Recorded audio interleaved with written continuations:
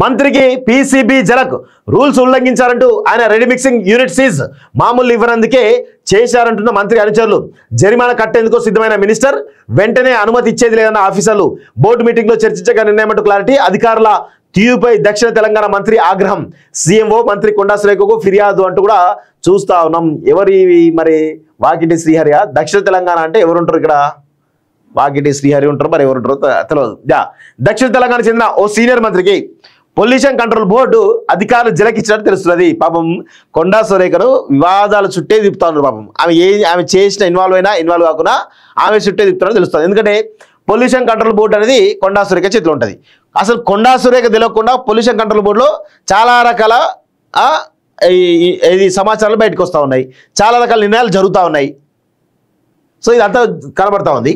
So ఇప్పుడు rules ఉల్లంఘించారనో లేకపోతే మామూళ్ళ కోసమో తెలియదు, కానీ సదరు మినిస్టర్ కన్స్ట్రక్షన్ కంపెనీకి చెందిన రెడీ మిక్సింగ్ యూనిట్ను సీజ్ చేసినట్టు తెలిసింది. చుట్టూ ఉన్న ఇతర నిర్మాణ సంస్థల జోలికి వెళ్ళని పీసీబీ ఆఫీసర్లు పనిగట్టుకుని తమను టార్గెట్ చేశారని మంత్రి అనుచరులు ఆగ్రహం వ్యక్తం చేస్తున్నారు. ఈ విషయాన్ని బాధిత మంత్రి సీఎంతో పాటు సంబంధిత మినిస్టర్ కొండా సురేఖ సైతం ఫిర్యాదు చేసినట్టు తెలిసింది.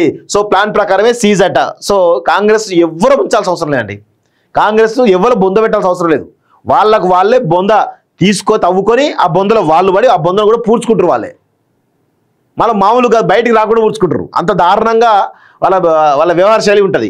క్యాబినెట్లో సీనియర్గా ఉన్నటువంటి సదరు మంత్రికి నాకు తెలిసి జూపల్లి కృష్ణారావు అయి ఉంటుంది, లేకపోతే వాకిటి శ్రీహరి అనే ఉంటుంది. అంతే వాళ్ళిద్దరు ప్లస్ కోమటిరెడ్డి వెంకటరెడ్డి అని ఉంటుంది. అంతే తప్ప కోమటిరెడ్డి వెంకటరెడ్డి అండ్ ఉత్తమ్ కుమార్ రెడ్డి, ఈ నలుగురిలో ఒకరు ఉంటారు, అంతే తప్ప వేరే వాళ్ళు ఉండరు. క్యాబినెట్లో సీనియర్గా ఉన్న సదరు మంత్రికి ఓ కన్స్ట్రక్షన్ కంపెనీ ఉంది, దాని వ్యవహారాన్ని ఆయన కుమార్ రెడ్డి చూసుకున్నారు. జూపల్లి కృష్ణారావు అనుకోండి, 100% అదే డౌట్ వస్తుంది. రింగ్ రోడ్డు సమీపంలో ఆ కంపెనీ ఓ అపార్ట్మెంట్ నిర్మిస్తుంది. నిర్మాణ పనులు జరుగుతున్న సమీపంలో రెడీ మిక్సింగ్ యూనిట్ ఏర్పాటు చేసుకున్నది. దానికి సంబంధించి ఏర్పాటు కోసం సదరు నిర్మాణ సంస్థ పీసీబీ నుంచి ఎలాంటి అనుమతులు తీసుకోవాలని ప్రచారం సాగుతుంది.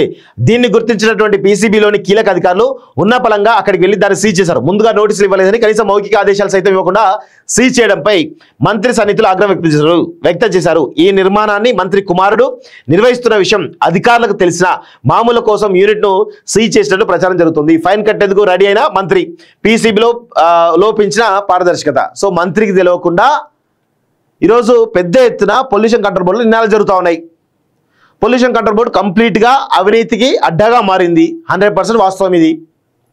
సో ఇప్పుడు ఏం జరుగుతున్నారు, ఇప్పుడు అధికారులు ఎట్లా తయారయ్యారంటే అసలు పాలకులు తెలియకుండా మొత్తం అవినీతి దాంట్లో ఉన్నారు. రీసెంట్గా అంబేద్కర్ అనేటువంటి ఒక ఏడీ దొరికింది కదా విద్యాశాఖలో, ఒక దాంట్లో 50 లక్షలు లంచబడిందట. అరే మేము సీఎం మనుషులమే అని అన్నా కానీ వదలలేదట. సో దాన్ని సీఎం చాలా సీరియస్గా తీసుకొని అంబేద్కర్ని ఏసీబీలో దొరకబట్టి ఇరికిచ్చాడు. ఆయన ఆక్రమాస్తులన్నీ కూడా సీజ్ అయిపోయినాయి. సో అంటే పాలకులు చెప్పినా వినకపోతే ఏం జరుగుతుందని చాలా స్పష్టంగా అర్థమవుతోంది.